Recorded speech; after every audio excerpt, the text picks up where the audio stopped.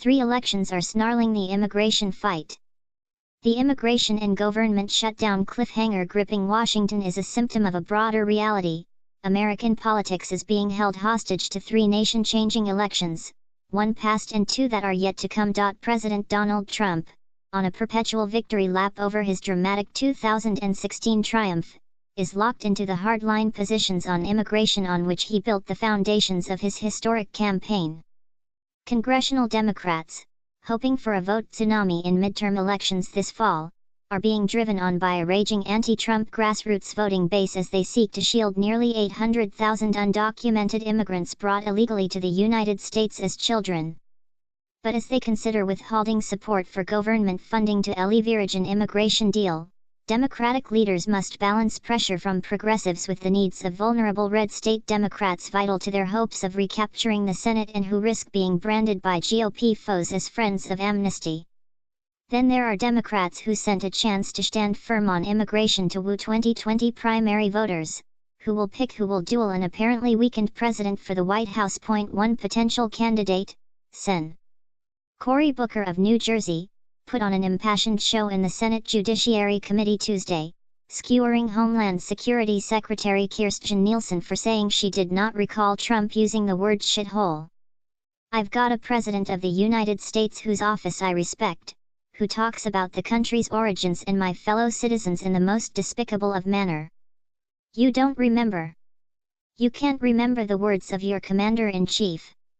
I find that unacceptable," Booker said. The multiple, complicated, electoral scenarios shaping the behavior of top players in the Deferred Action for Childhood Arrivals program debate are making compromise on an issue that is central to the DNA of both parties and repeatedly defies congressional action even more difficult. The standoff reveals again the polarization of two parties tracking ever further from the political center. And the excruciating process of dealing with the DACA recipients is an early sign of how the looming midterm elections, and even the 2020 race, are narrowing the political running room for big lifts on any contentious issue, whether it is the reform of infrastructure or entitlements. While he is clearly exercised with the immigration debate, and the potential prospect of a government shutdown, the president took time out on Tuesday to savor his achievement in 2016, a topic of which he never tires. "How did I win Arkansas by so much when she came from Arkansas?" Trump marveled during a White House event on women, referring to his vanquished rival Hillary Clinton, before crowing about Michigan, which had been expected to go blue. But more importantly, Trump is having a tough time watering down the purity of the positions on immigration that were instrumental in his political rise. A week ago Tuesday, Trump told lawmakers that he would sign any bill they sent him. Then, 2 days later, he sunk a bipartisan deal to offer spending on his border wall in return for a reprieve for DACA recipients, apparently partly due to the prodding of his political advisor Stephen Miller, the ideological architect of the campaign's immigration stance. Immigration tensions have also been immeasurably increased by Trump's reported blast at shithole African nations last week.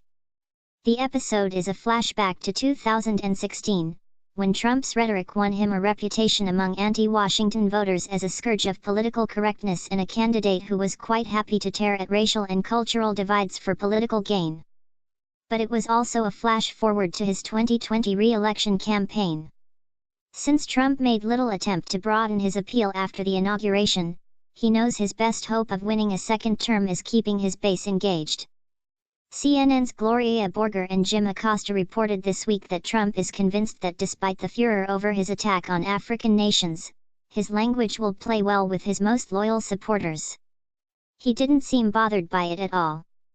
And he thinks it's going to help him politically, or might, one GOP source told Acosta. The Democratic grassroots is demanding principled, dramatic action by party lawmakers to save the Dreamers, especially after the congressional party declined to shut down the government in December over the issue. "I think there is deep apprehension right now among the progressive base," said Murshid Saeed, political director of Credo, a progressive social change network. Democrats have an open net, they can't chip wide right or wide left at this point. There is no room for error.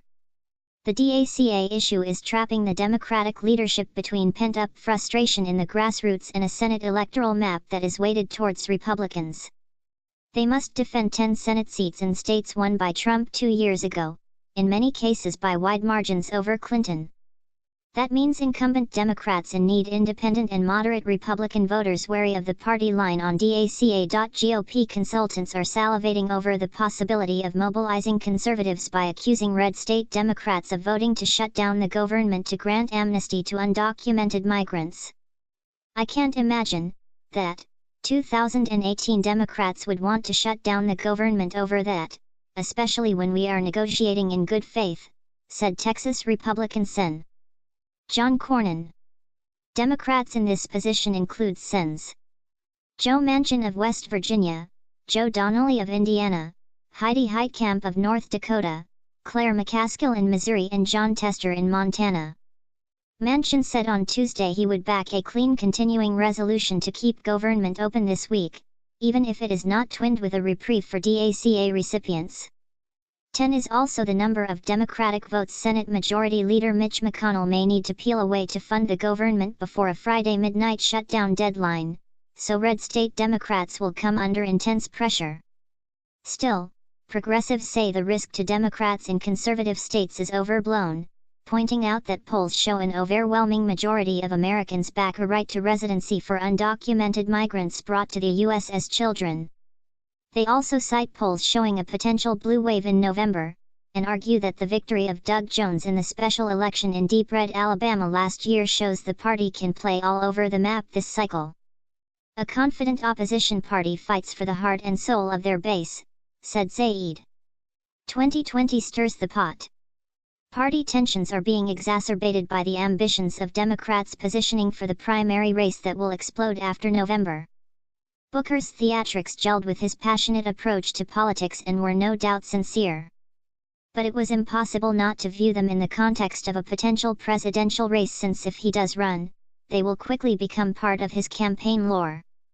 Booker has already signaled that he will not vote for a deal to fund that government that does not include a DACA fix, making it all but certain that other progressive senators that could run for president in 2020, including California's Kamala Harris, New York's Kirsten Gillibrand and Elizabeth Warren of Massachusetts, will follow suit, as they did the last time a stopgap funding bill passed in December.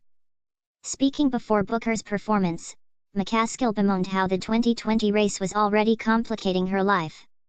"We've got people running for president all trying to find their base, and then you've got people from Trump states that are trying to continue to legislate the way we always have, by negotiation," she told the New York Times. "And either the twain shall meet."